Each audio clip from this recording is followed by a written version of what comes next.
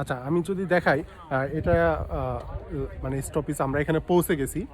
এখানে যারা ইউরোপে ট্রাভেল করতে আসবে তাদের এখানে যদি স্কি করার ইচ্ছা থাকে অথবা পাহাড়ের চূড়ায় আল্পস পাহাড়ের চূড়ায় উঠে পুরো দৃশ্যটা দেখার ইচ্ছা থাকে এবং ক্যাবেল কারে, এই যে আমার পেছনে দেখা যাচ্ছে এটা হচ্ছে কি ক্যাবেল কার।